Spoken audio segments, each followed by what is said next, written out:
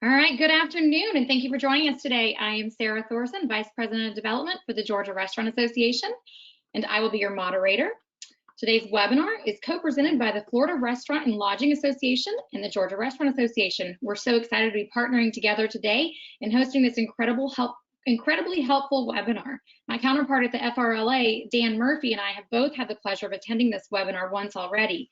And the best advice I can give you is to make sure you have a notebook and pen handy, because this webinar is filled with so many nuggets of information. This webinar is being recorded, and a copy of the recording will be provided along with additional materials after this webinar.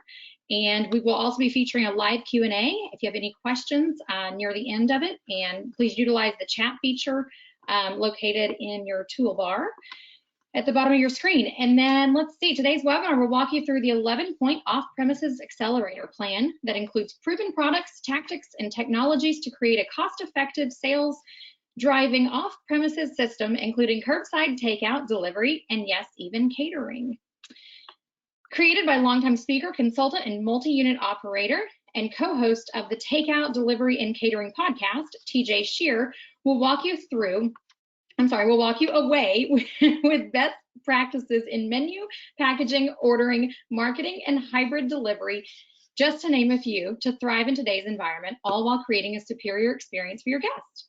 TJ is the president and founder of Smart Restaurant Group and Incentivized Solutions. Incentivized Solutions provides custom training materials and guest service programs to help companies become more effective.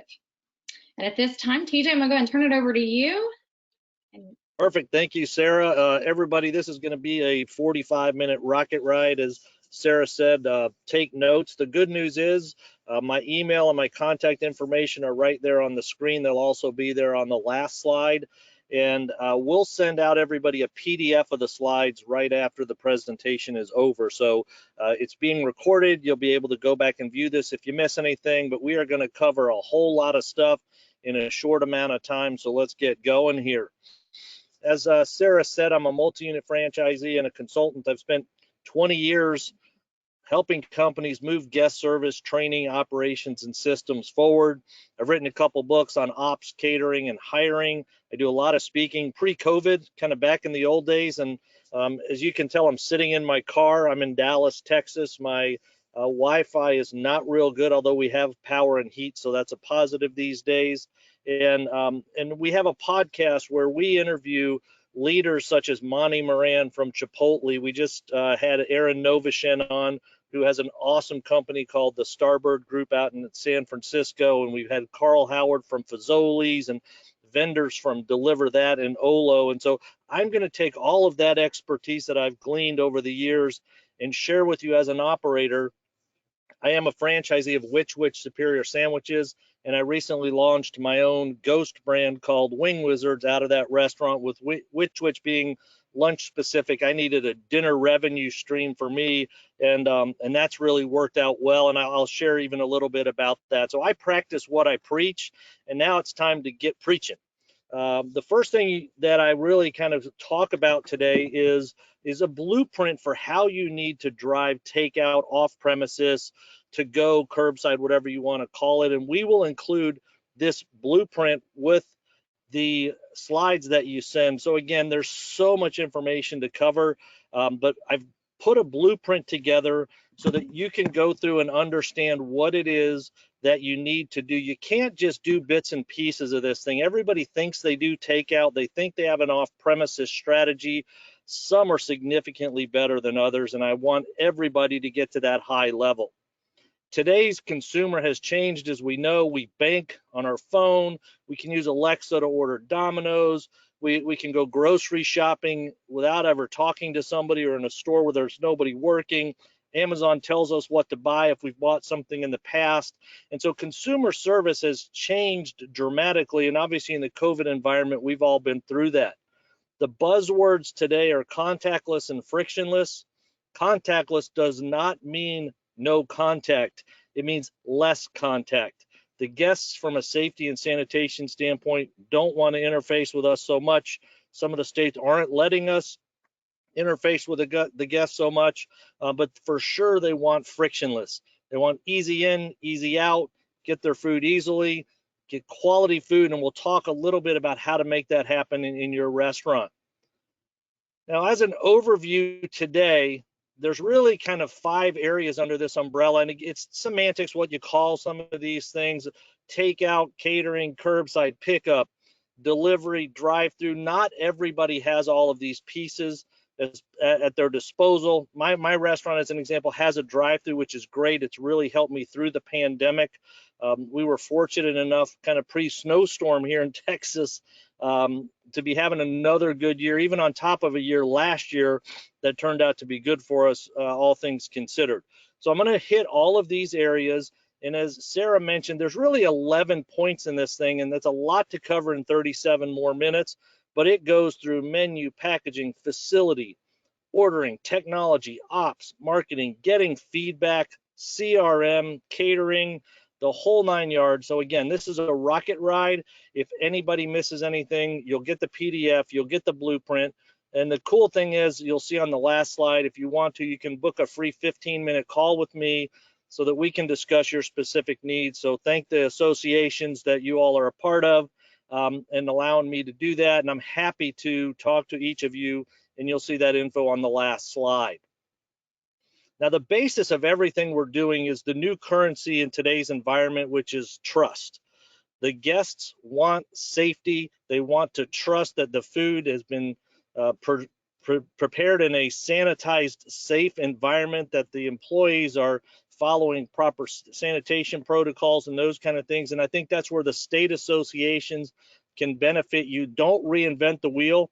Get with the state associations. They have a lot of this information for you. They're your best advocate. They're working on your behalf. They have these things in place. So download those type of things. Get the tools that are available. Talk to your local health department, and then make sure that you communicate them with your guests. From signage on the front door to things like we've seen Raising Cane's do, where they actually have video on a YouTube channel, or they'll email out as a template. I've seen Zoe's and some other brands do this. They are actually continually promoting to the guest, these are our safety and sanitation protocols and procedures in place, so that the customer can trust us, because we can't continue to drive our business if the guest doesn't trust that we are producing our food in a safe environment. So that's the foundation. Now let's talk about the menu. And I've got 11 points to cover. We're just going to do a few slides each, just so you can kind of hit the high levels. And again, if you want to dive deeper, just hit me up with an email on my last slide, or to book a call with me. When you look at the brands that are doing things right out there today, they're focused on a couple things. One is meal kits. They're making things easy, family meals. It's whether the customer's ordering on the phone or ordering digitally online or on an app, especially with the phone ringing, and we'll talk a little bit more about that later. You've got to make it easy for your team to sell. Wingstop has knocked it out of the park. They do all-in bundles like this. Think about contactless and frictionless. The customer can get on their app, order this one click, boom, $19.99, pick a couple sauces and they're done. Olive Garden, Applebee's, brands that are out there are doing things to make it easy for the customer. They're tired of cooking at home. They're tired of placing long, tedious, cumbersome orders over the phone. They just want to click it and forget it. And oh, by the way, don't forget, if it's allowed in your local jurisdictions, don't forget that alcohol to go. That's one of those things that's come out of the pandemic as hopefully a positive, with a lot of states and a lot of areas allowing certain types of alcohol sales to go. And again, keep it frictionless, make it easy for the guest, one-stop shop, help build your sales. So think about making sure your menu is designed with this meal kit and family meal philosophy. There's brands like Willie's, there's brands like Jersey Mike's that have done phenomenal jobs tying social causes to their menus, whether it's a catering menu or a specific day or days of the week like Jersey Mike's did with Feeding America. People love companies that give back, especially to the local community. So think about how you could do like what Willie's does. If every box lunch that somebody buys, they're putting $1 into the Boys and Girls Club in their case. Think about how you can tie your menu, or especially your catering menu, to social causes and continue to give back and help first responders and those in needs. to build your business. And one of the hot buttons these days, and it's been beaten to death, are ghost kitchens. As I mentioned earlier, I created my own. It's been fairly good. It's been better than I thought it was going to be out of the chute. I'm doing about 12% of my sales are through my ghost kitchen right now. So if you look at my sandwich business, if I didn't have that, I wouldn't have that other 12% icing on top of the cake. There are companies, if you're interested in getting into this space, such as Next Bite, Virtual Dining Concepts. Those are brands that you can contact, and they have virtual brands that are already set up with DoorDash, Grubhub, Uber Eats, the big guys, through third parties, so that when you sign up for them, you're already in this brand. They work on positioning those brands higher up on the search engines of DoorDash so that you get better placement and likely orders, but it gives you some additional legs if you have some non-peak times. These ghost kitchens are not right for everybody or every brand, but my philosophy is let's maximize the square footage, the sales per square footage that you have right now that you're already paying for. Can I do more dollars out of the box? Wow Bao is a unique approach to this. They let you sell their product. So instead of paying a royalty like you would in a traditional franchise or a licensing system, you actually just buy the product from them, sell it out the back door through the third parties. All of these things you need to have some sort of equipment for. And again, I've put these ghost kitchens in my own restaurants, and I'm happy to talk about those things if you guys have specific questions. But again, thinking about the menu, can I expand my menu with these brands and doing some of those kind of things to help out? Packaging has become critical. Heck, a year ago, we could barely even get the packaging that we needed because of the pandemic. When you think about packaging, there's a few things I would stress. First and foremost, going back to safety and trust, things have to be tamper evident. There's labels like Secure It by a company called Dot It that they conceal the drinks, especially if you're doing alcohol to go. Whew, I know in Texas, especially where I live, they're very nice letting them do alcohol to go, but those bottles, those drink cups better be sealed. And I would tell you that all of your packaging should be tamper evident to make sure that the guest is trusting you that your food has not been tampered with since you put it in the bag, put it in the box, or put it in the cup. Over on the right side, that black and yellow box is called a Cambro Go box for catering orders or delivering orders. If you're doing self-delivery, these things are kind of like a poor man's Yeti. They help keep the hot food hot, the cold food cold. They're insulated boxes. They're very inexpensive. You can get them at most restaurant supply companies. I would also urge, especially if you're a smaller brand, focus on branding.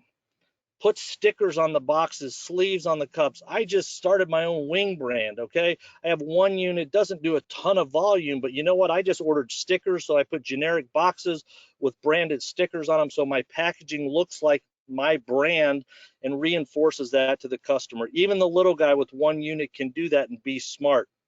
The last piece over here on the bottom left where you see the chicken tenders and the fries, there's a little patch inside that styrofoam box.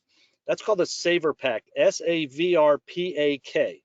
And it is literally a patch that comes out of the freezer. You put it inside the styrofoam box that sticks to the lid, and you want to talk about making sure French fries and fried food isn't soggy. This crazy invention, Savor Pack, will keep fries fresh for about a half an hour.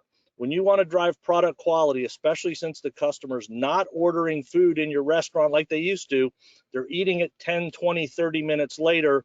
Little things like this that you can do with your packaging make a huge difference in the product quality. So many brands don't even sell French fries because they don't hold up with the travel 10, 20, 30 minutes. A small investment in an item like Savor Pack can help you out and make sure your food travels great. I use them on my fries because it makes a huge difference on fried items. It actually even works with cold items like salads too, to keep them from wilting. Another great piece of advice I'd give you is if you can put the reheating instructions on your product. Again, you may not be able to do it really slick and cool like you see here with Maggiano's, but just a Post-it note, a little piece of paper in the package to let them know how to reheat it, or even better yet, what I've seen, and I learned this from Chef Brian Duffy in Philadelphia, tell the customer when they're picking up the food, hey, call home, turn your oven on to 450. So when you get back in the back into your house, your oven's already preheated. Pop this in the oven for 5 minutes or whatever the case may be, and you're trying to get as close to the restaurant quality food as you can by giving them a little bit of direction and putting things in great packaging. And again, don't even overlook the basics. I still am shocked that we have to talk about this, but when you have packaging of hot items and cold items, don't put them in the same bag. I know that seems common sense, but it happens all the time. And you dang sure better be accurate. Find out if they need utensils. I can't tell you how many times I stay in a hotel, I order to go, and I get back to my room with a salad and I have no utensils, or I have a salad and no dressing. The food doesn't taste good when you're missing simple things like that, and the employees often overlook them because they think it's no big deal, or they assume people are eating at home.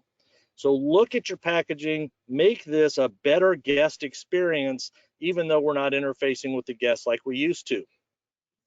Now, we mentioned alcohol to go, and again, please check with the state associations. I believe they have all the requirements for Georgia and Florida on their web pages. Check with your local jurisdictions if you're allowed to do that and what the stipulations are. But people are buying alcohol to go. This is some information that I pulled off the internet from Rail Media, and you can see the types of the percentages of restaurants that are delivering alcohol, what types of alcohol are being delivered, and the percentage of sales increases that you're seeing with restaurants do these kind of things. So again, please make sure you're following all the local laws. But again, look at how you can do drinks to go. And again, as you see here, we mentioned earlier with packaging, tamper evident packaging, cool presentation, because I know when I order Mexican food to go, I'd much rather just pay $8 a margarita and get one for me and my wife, instead of having to mess around with that at home. Frictionless drive sales for you guys, quality, because the restaurant, you guys can make them better than we can at home. And again, don't overlook that opportunity to do alcohol to go. And again, beer, I mean, simple 6-pack kind of things. Think about how you can do those types of things to make the consumer's experience better, even though it's not in your restaurant. Now, in your facility, you may need to do a few minor modifications. I always study what the best companies are doing out there. I think Chipotle and Panera have done a phenomenal job. You need to make the pickup contactless and frictionless. I can go in the Chipotle by my house, go in the side entrance, and pick up my food right off a Metro rack. I never even interface with a customer. And I know many of you out there are saying, oh, people are going to rip off the food, and we're going to get abused. And hey, guys, get rid of that mentality. Okay, yes, could somebody theoretically steal your food? Yes. Might a guest pick up the wrong bag? Yes. However, can you as an operator make it idiot proof for them by putting, like you see here, big names right on the bags, simple pickup like you see the Dunkin'. There's even high-tech lockers, which are probably a little costly for most of us out there. And I'll talk a little bit more about that picture up on the right side, the one dine slide that you see there. But again, thinking contactless and frictionless, having curbside pickup is great. However, having curbside pickup where the customer has to call into the restaurant, they're not going to answer the phone, or they're going to rush somebody through because they can't answer the phone. Best case, we answer the phone, we run the food out there. Well, did they pay already? If they haven't paid already, you got to go back in the restaurant. There's a ton of friction. There's a ton of contact. You can do QR codes where the customer can order, pay, get their food. You get notified they're there. It makes a huge difference. So again, at bare minimum, have a pickup rack for them. Have the bags labeled. I've seen beautifully done things by Little Greek, a chain there in Tampa, where they have a shelf that says Uber Eats, DoorDash, online orderings, Grubhub, etc. So the driver can come in, because they're our customer too. Read the name very clearly on the bag, pick it up, get in and out of there. When the guest loves us and trusts us, they order more from you. They only have probably 3 or 4 options that they're ordering from that they trust. So take advantage of those. Now, on the ordering side, if you don't have an ordering app, if you don't have online ordering, if you're a full service restaurant and you have the QR code that has been reinvented from the 90s, having a QR code for a menu is great. But me being a little bit older, trying to even scroll through a PDF and see things, make sure if you have a QR code going to a menu, it's very, very social media looking, very picturesque. sexy food photos sell. Okay, don't just have a big PDF of your menu that people can't scroll through. Better yet, though, when they have that QR code, if you're in a full service sit down restaurant, assuming the local jurisdiction lets you have people in there right now, have them scan and place their order. Makes this the contact less with your servers, makes the server's job a little bit easier, puts the customer or guest in control of the experience, and takes a couple steps out away from you. Now, the amazing thing is how often the phone still rings, the customers are still calling us. As I mentioned earlier, make your menu easy for the guest to sell. When the customer calls in, hey, how many are you ordering for? 4. Okay, great. Hey, let me just tell you, we've got this great family bundle. It includes a tray of lasagna, salad, breadsticks, 2-liter bottle of Coke or Pepsi, whoever the vendor is listening to this call, and boom. Make it easy for the guest to order, make it easy for your staff to take the order. When you do bulk orders like this, it can take the lid off of sales and get rid of all these individual custom orders. Make it easy for your people to sell. Along those lines, please invest in a little bit of technology. In some cases, this will be free for you. In other cases, it may cost you a whopping $12 or $14.95 a month, but you can set up an auto attendant with your phone provider.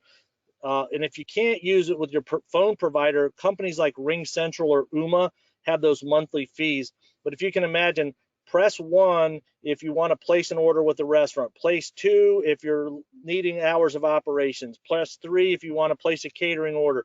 Press 4 if you're curbside and want to let us know you're here. What you're trying to do with this auto attendant or phone tree, as they're called, is limit the amount of phone calls that go into the restaurant to only those that want to place orders. Because how many times have you had to answer the phone? Are you guys open? Are you allowing indoor seating? How long's the wait? I want to place an order. We got to cut down those phone calls because unfortunately the guest still calls, and yes, your on hold message could say, please place an order online.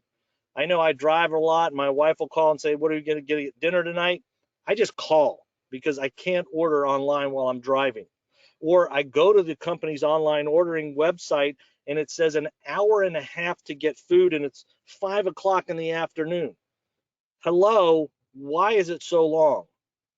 It's forcing me to call. So even look at your online ordering systems if you have them. If you don't have them, you need to get them. And there's a couple of things I would tell you. If you're a smaller independent brand, companies like Lunchbox or Pop Menu, they are an all-inclusive online ordering, loyalty, mobile app, catering, even marketing functions where these types of brands do have a monthly fee, but they can help you build your database of customers, market to them, and then, oh, by the way, we can help migrate people over from third party because if you put in an aggressive offer into that bag that's going to the third party company that says, hey, order from us or join our loyalty program or join our email or text club and get $5 free or a free entree or something aggressive, you'll be able to pull those customers over and market to them, which I'll talk a little bit about later. Now, I talked a little bit about One Dine earlier, and I'll talk a little bit about them further because they can do other things like direct delivery, ordering at the table off that QR code like I mentioned. No matter who you use, please look at Chipotle's ordering app. It's phenomenal. It kind of looks like a social media site. It's very simple. All of a good online ordering companies can mimic this. So get rid of these bulky text-driven kind of change where you click one and it's a drop down to click again and it's another drop down. That's too much friction for the guest. Make it social media driven. Make it look like the Chipotle ordering app because it works so well. A couple other things that may or may not be available in your area to boom, build your sales. One's called Foodsby, the other one's called Relish. These businesses advertise and have structured delivery days to local offices around restaurants. Now, they've obviously taken a hit with the pandemic, like many of us have, but I use Foodsby in one of my restaurants until I recently sold it, and it was great because I picked the delivery days, Monday, Wednesday, Friday as an example. I would deliver on those 3 days. I would get orders from 5 different office buildings up until 10:30 a.m. that morning, and then my driver got a route with an app that they just clicked on, be here at 11:30, put the food right on this cart in the lobby, click here, go to the next delivery. And the minute the driver clicks that the food's dropped, the customer upstairs knows their food's there. It's in and out of the building very quickly, very similar to like an Amazon delivery at your house. That's what you're doing with these kind of things. And it's great because if you can do another $100, $200, $300 a day with companies like this, you have to do the delivery. But again, who doesn't want another $300 a day in sales? So think about some other ways. We are trying to create omnipresence. The customer sees or has the ability to order from your restaurant wherever they are. They don't have to be in your building anymore. So think about how we can get out there where the customer is. Now, operationally, takeout and off premises is a new business, okay? The first and foremost thing that we've all seen is there's less interactions with the guest. There's less interaction, but that doesn't mean we fall short. We have got less time and less points that we're talking to the guests, but we've got to make them memorable. Putting a name on the bag, putting a thank you note in there, or a letter that says, hey, we survived 2020 because of you, Mr. or Mrs. Guest. If somebody orders 4 pizzas and you say, oh, what's the occasion? Oh, I mean, Johnny's having a sleepover birthday party. Oh, how old's Johnny? 12. Putting a little happy birthday note in there. Those are the kind of things operationally that can get the guest to make you memorable and order from you again. And then if you get any feedback in a negative or positive fashion, and I'll talk about that a little bit later, make sure you're following up. And what I do is I make little videos. I can just do them on my iPhone these days. It's really simple. And I put a QR code that I generate online for free that links to this video. So as an example, if I have an order accuracy training video that I can make on my phone in about 3 minutes, edit on iMovie or whatever movie maker the PC uses, and then save it, host it online somewhere and have a QR code, I can literally, even if I'm one restaurant, have training videos for all my staff. But reinforce these things each and every day, like pre-shift meetings, to make sure that we're focusing on driving quality, driving accuracy, and making sure that the guest gets everything that they need to do. Now, actually, at that food handoff, in the old days, we used to be able to open the bag or open the box and show them everything that's in there, but now they want tamper evident. You have got to darn sure make 100% positive that everything's in that bag. Utensils, side items. If they order fries, just put ketchup in there. Worst case, ask them if they need ketchup.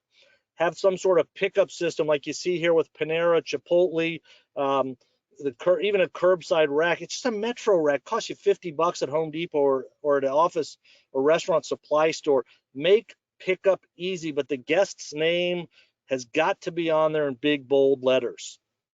One of the things I mentioned earlier in the ordering piece was park order pay, or the curbside pickup. This is the One Dine system I was talking to you about. It's kind of cool because the customer can just pull in the parking spot. This is a sample sign right in the middle for my restaurant. They can pull in, just order right from the QR code right there. The menu pops up, they place it, they pay, then we know where they're parked, and when the food's ready, we drop it off out there. If I get a call-in order, so somebody calls in on the phone, I can go onto my One Dine tablet, send the customer a text to pay message. They can pay right from their phone. So the call-in order, now we can tell them, hey, I'm going to send you a link to pay. Just pay on your phone, pull into the parking spot. We get a ding when they pull into spot 2, and we run it right out there. Frictionless.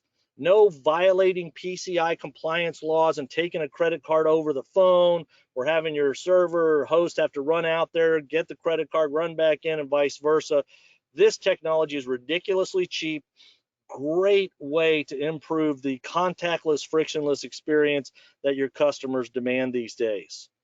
I took the One Dine piece one step further, and this may or may not be right for you, but again, my business is lunch centric, and so I've got a lot of excess capacity at dinner. So what I did is I went to one hospital and 2 hotels, limited service hotels like Hampton Inns that don't have a lot of food service, and I worked out an arrangement with the managers.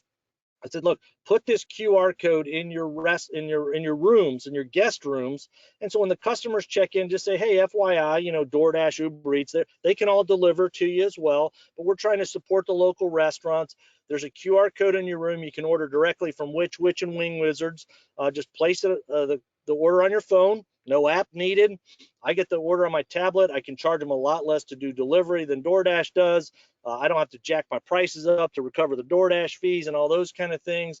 And so we've set this up with the hospital. And I was a little concerned because we did this at lunch. I'm not Jimmy John's. I'm not really set to deliver any sandwich anytime, but we went to the hospital and we set up parameters. We delivered 11, 12, 1, or 2 o'clock, so the customers or the employees in the hospital can just go to their QR code specifically, pick what delivery time they want, and I kind of really mirrored off what Foodsby does, and I set up delivery. This allows me as the owner to have some structure over my delivery, and I know when they're going to happen. Even sometimes I'm just running one sandwich. Okay, that's what it is what it is. But I've got structure, and over time, the business will build. And then if I want to, I can start adding more businesses onto this direct delivery, and it's a perk for the employees. The crazy thing out of all this doing this thing is I have received $2,500 in catering over the last 4 weeks from one hospital because I went in and set this up, and people just didn't even realize, one, we would deliver, two, we catered. So I was thinking that the benefit was going to be delivering one sandwich at a time and doing delivery and those kind of things. But what's happened is it got us into the hospital. And what's happened now is the hospital is saying, hey, TJ, we have a donor who wants to feed the nurses Friday night at 8:30. Can you get us 100 boxes? I'm going to have so-and-so call you with a payment. Cha-ching, cha-ching. So again, don't just get so hung up in these one little nuances. Some of these things, by trying everything, even though it may not work exactly like you wanted, can drive your business significantly in ways you didn't even think possible. Now, the next piece is marketing, and I purposely put it towards the end of the presentation because you can market a whole bunch of stuff and spend a ton of money, and if you don't have great ops and you don't have contactless, frictionless pickup, you're wasting your money. When you look at advertising, here's some of the simple free things. One, make sure you have your Google My Business page set up. Set this thing up because the cool thing is it can show you some insights as to what words the customer's searching. Are they calling you? Are they requesting directions? Are they going to your website? Even more so, if you look down at the bottom left there, I can see what areas the customer is calling from to ask me for directions. So if I'm going to do direct mailers now, if you look down in the bottom left side of the screen there, I know where to target my advertising. Instead of just putting a big blast out everywhere, I know where the customers are looking for my business to find directions. Google actually has an ordering.app that you can do and put a button right on the Google page to place an order. I think it's a minimal cost compared to 30%. It's a pickup type of thing. But again, frictionless, easy for the customer. They go to Google, they Google your business, they can order from right there. It's another opportunity. I would strongly urge you on the low end of the cost spectrum to look at Nextdoor. That you can sponsor a neighborhood, which it's pretty competitive to do those. A lot of times those aren't available, but I run Nextdoor ads all the time. Get $3 off a $10 purchase, buy one, get one free. I'll have in a little town 10 or 20 or 30,000 people see my logo. It costs me about $12 to run the ad, and then they download a coupon, they bring it into my restaurant. Hey, you know what? Even if I get 2 or 3 redeemed, I've got my $12 back, but more importantly, I've stayed in front of 30,000 people that are seeing my logo. There are companies like Restaurant Marketing That Works and OrderingAds.com that will help you place Facebook ads, and they have to track the pixel. And if you need online ordering to do this, but they can walk you through. If you can track the orders, they place an ad, order now, click, they can track all that order all the way through so that you can see an ROI on your digital ads. Everybody will tell you, let me place digital ads for you. Very few can tell you and show you how to get an ROI on those things. So I would strongly recommend these two companies to help you out in that regard. The other marketing thing that I would recommend to you is a company called Rewards Network. And what they do is they run the iDine programs for like American Airlines. Customers link their credit card to a points account, whether it's UPromise or Hilton or Airline Miles. You have to pay 15% of any order that gets placed by that customer's credit card. And a lot of people think that's a lot of money, and I get it, okay? It's cheaper than the third party. The customer, it just pays with their credit card. The employees, there's no discount. They just pay full price. The thing I like about it as an operator, one is if you look in the middle there, I can see where the customers are coming from and paying for their purchases. Again, tie that in with my Google My Business information. It gives me better insights into where should I target my advertising, whether I'm doing digital ads or if I want to do mailers and those kind of things. The beauty of it is you also get a comment management system to connect with the customers, and you can see how many orders you got, first orders, repeat orders. And I can tell you when you do the math, if I had in this case, if you see on the example, there are $1,100 last month placed in Rewards Network, I had to pay them around $160. But when I have 67%, or I guess that 64% of the people are first-time guests, I paid $150 or $160 to Rewards Network to get $600 worth of new customers that had never ordered from me before. That's a dang good return. So yes, I have to pay the 15% on all the purchases, even the repeats, but as long as that new customer revenue is double what my expense is for all of it, it's a great deal for me and it's profitable from day one. Look at what some of the great companies are doing on the social space. Panera's doing subscriptions. Chick-fil-A does great jobs with giveaways to try and introduce new products. TikTok, Instagram, all those kind of things. Look at what you have available to you. I would strongly recommend finding somebody that's a little younger. I know certainly than me. Somebody that's in my kids' age, they know this stuff a lot better than I can.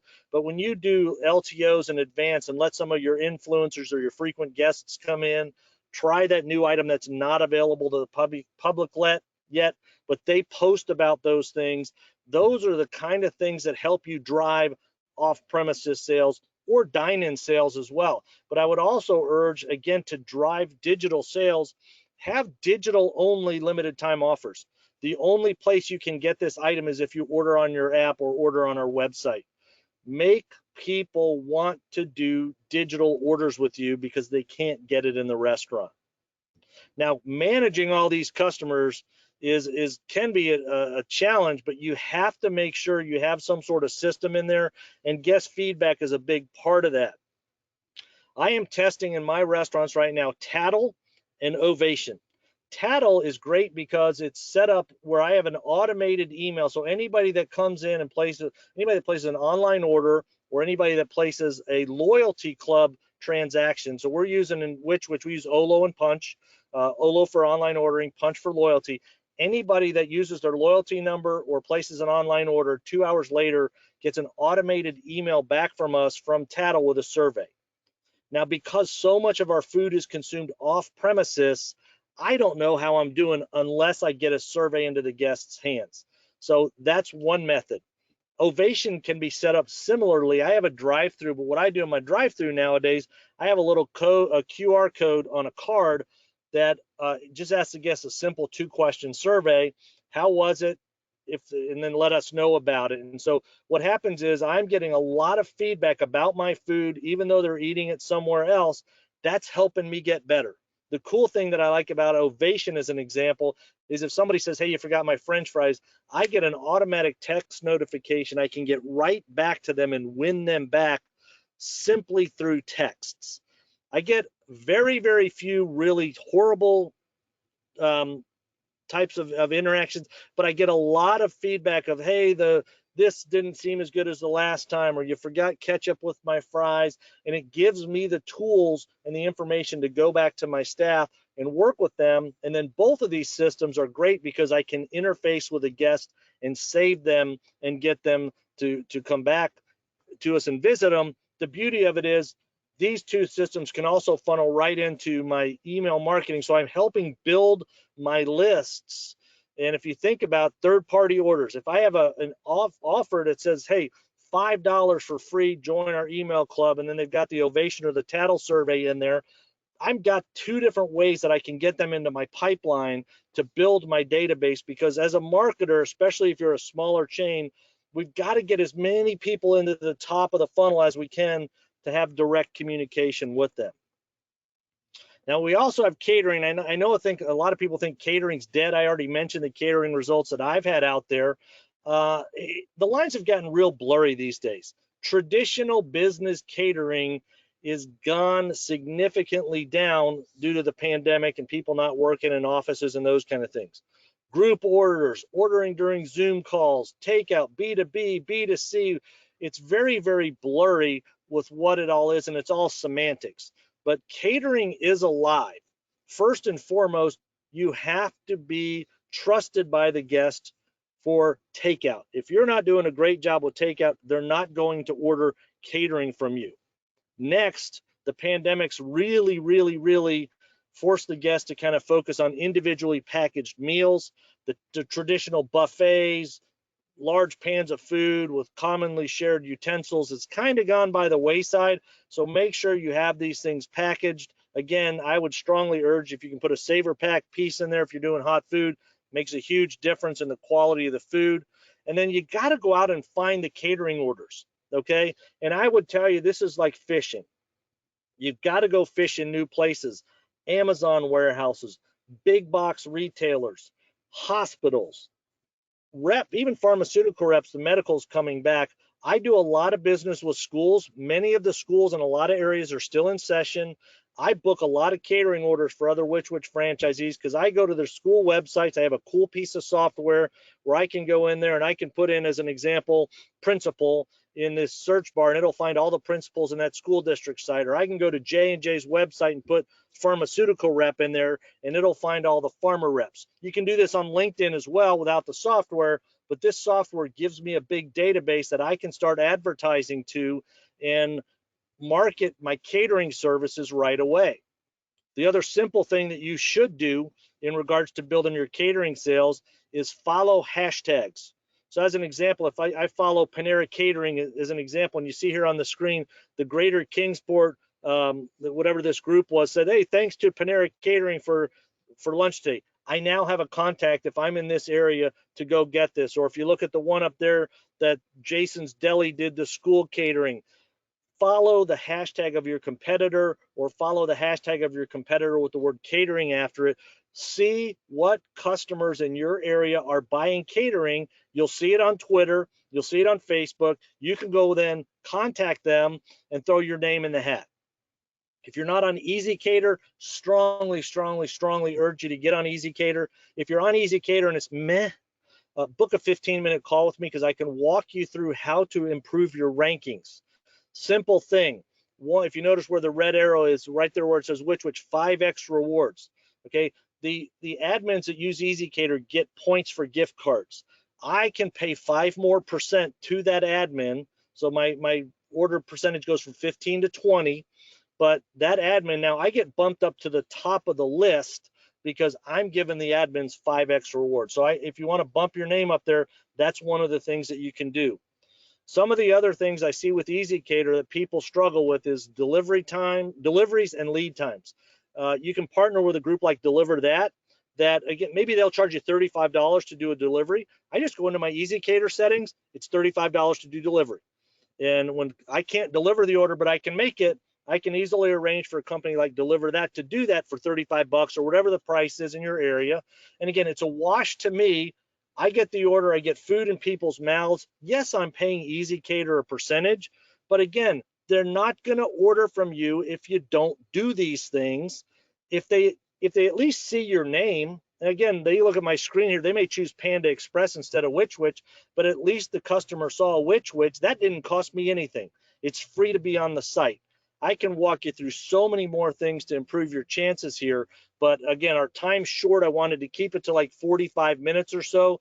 So again, as we start to kind of recap here, first and foremost, you're going to get the blueprint from us. This walks you through a lot of the things that I did today. And then secondly, as I wrap up here, if you want to book a 15-minute call, just go to offpremisesdomination.com and just my calendar's right there.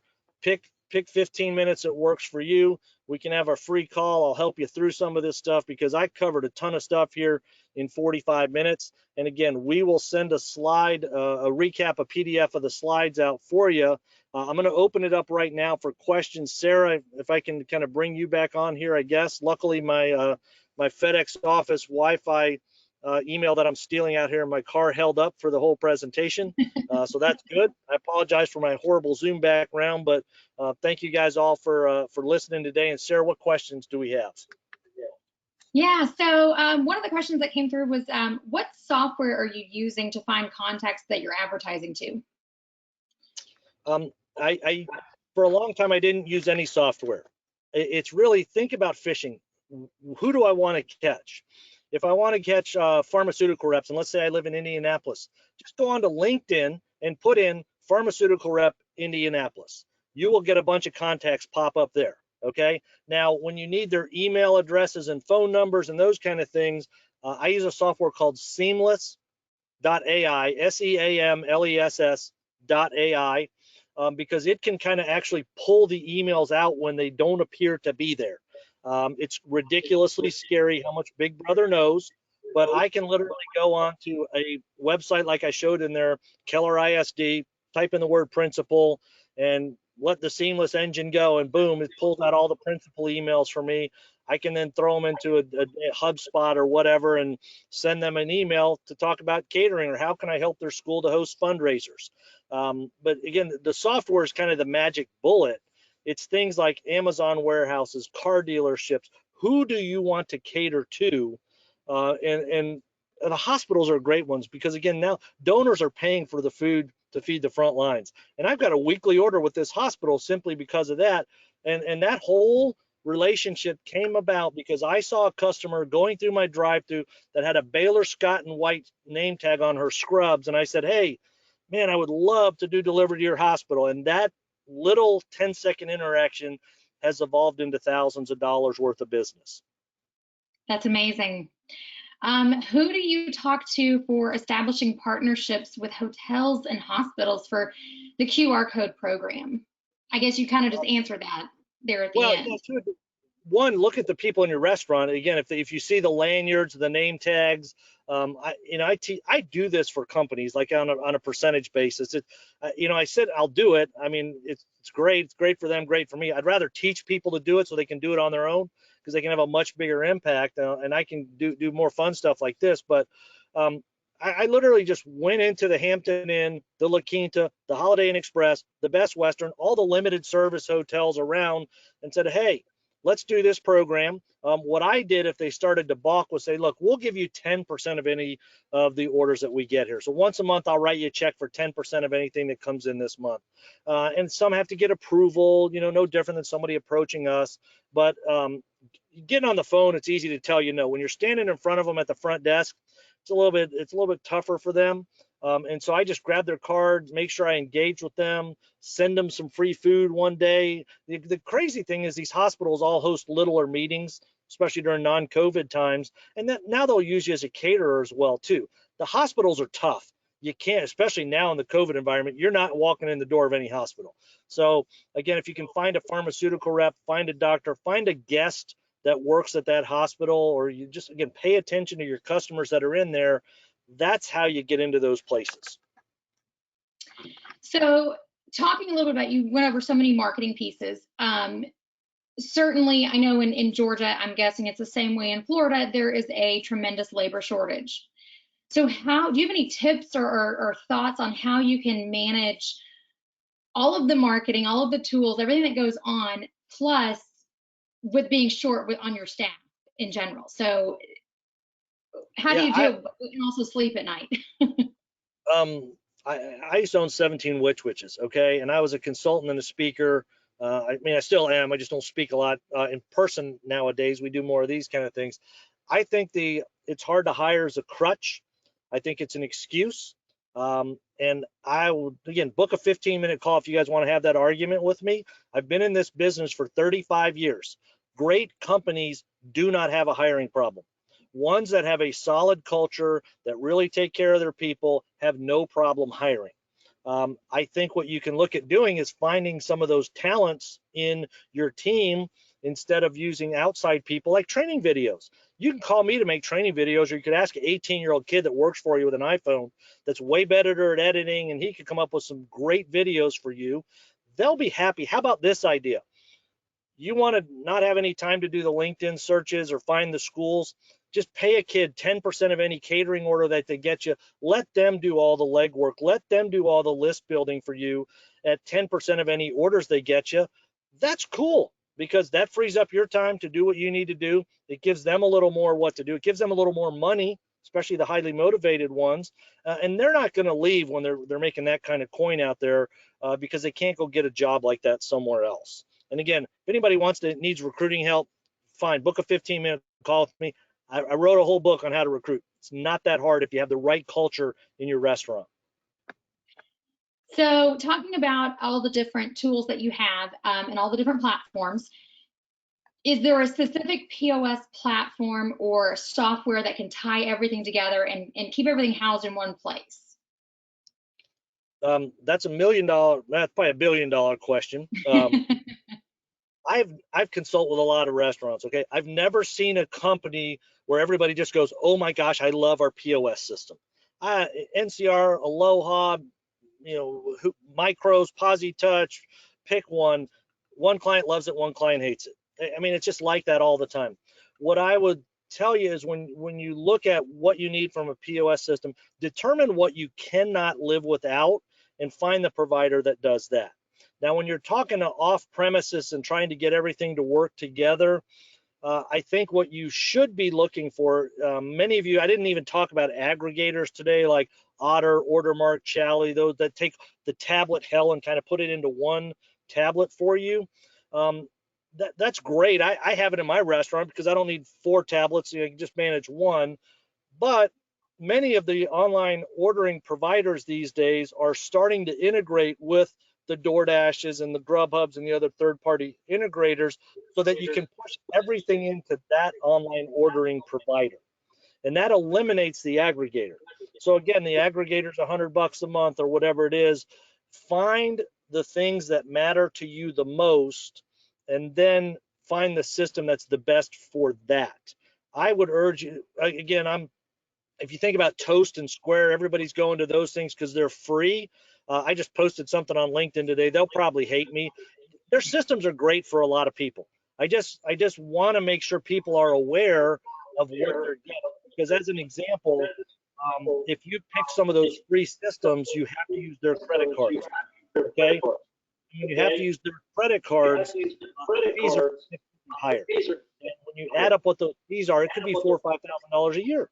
So now you're paying $4,000 or $5,000 for a free POS system. That may work for you, but it may not. And so you just got to really look into those. And you may not own the data. And that's the other thing that's really scary with some of those systems. So again, just buyer beware on those kind of things. So we do not have any other questions at this time. Is there, for this last few minutes, is there anything else that you want to leave us with? Anything else you want to expand upon as it relates to anything, the packaging, or anybody else that's on this call have any other questions that they want to drop in here? While we're waiting for the questions, I would just tell you, it's a mindset. People that think catering is dead are right. People that think catering is alive are right. It's totally a mindset. My counterpart in this off-premises domination was the #1 catering firehouse subs last year. Did over $350,000 in catering at one firehouse sub location. Okay, in the same environment we all are in. That boy just knows how to get catering. He got a mindset. I'm going to go do it. Every day I talk to him. Oh, I got 9 catering deliveries today. Oh, I got to go run here. I'm doing a delivery at 10 o'clock at night. You know, many of us, you're not going to catch any fish if you're not fishing. If you think you have a great off-premises strategy right now, you're right. I always tell everybody, look at how Chick-fil-A runs a drive-thru and look at how the average QSR runs a drive-thru. They both have drive-thrus. QSR versus Chick-fil-A, big difference. However, there's a chain in Tennessee that runs a drive-thru with 250 cars an hour, 3 to 4 times what Chick-fil-A does. Okay, so again, it just depends on where is your bar of excellence and where do you want to be. And again, it's all a mindset. You can get there if you want to. Okay, and then I think we have one last question that came through. Do you feel being on DoorDash and Uber Eats websites their websites is a requirement these days, or is it having your own order delivery on our own website enough as a single operator? Awesome question. We could talk for hours about that. Again, I think it's a mindset. Okay. First of all, the way I look at it is it's a sales funnel to get me new customers that I need to convert over. Your average DoorDash customer is probably not your customer. Your customer knows about you and orders direct. Okay. But somebody that's hungry one day, they're just going to scroll through whatever their favorite third-party DoorDash, Grubhub, Uber Eats app. I'm hungry. What do I want? They scroll through. Okay. If somebody says, I want Mediterranean food, and they think a little Greek, that's different. Okay. They're two different customers. So the key is view the third party as a funnel for potential new customers. So yes, you need to be there. The other thing that's challenging is these third-party groups are sophisticated. They're getting like Amazon Prime, where they have subscriptions for free delivery. Okay, it's easier for us to order off Amazon Prime than the vendor directly. We all do that as customers, yet as restaurateurs, we all yell about the Amazon Prime in the restaurant industry, which is a third-party delivery company. So look at it as a funnel. And I want to get as many people into the funnel as possible, put that aggressive offer, not to say order from you directly because you're probably violating your agreement with that third-party provider, but say join my email program for some lucrative offer. Because again, if I give a $5 or $8 order away to a guest to get them away from the third party, that's way cheaper than paying the third party 30%. So again, it's a mindset. Use it to your advantage. Get the people in, but then do what you can to convert them over. Again, if you don't provide delivery by yourself, how are you going to convert a third-party customer into ordering from you directly? Okay, that's not going to work. Now, if you have an online ordering provider like Olo and Lunchbox and some of these other ones that we mentioned that do integrate directly, that way the customer can go to your website, order from you directly, choose delivery with the third party. That makes sense. So again, thinking about the POS question that was earlier, all of these things they all play together. You have to really look at what do I want from my off-premises experience? How can I generate as much profitable revenue as possible? And that's how you make the best decisions for your business. Well, wonderful. Thank you so much, TJ. This has been so incredibly helpful. And I know everyone else has very much enjoyed this. We will be following up with everyone, sending you the blueprint, and we'll be happy to take any additional questions. TJ's contact information is listed here on the screen, and feel free to reach out. Thank you so much. I appreciate it, everybody. Go out there and dominate your off-premises, and we'll see you later. All right, thank you.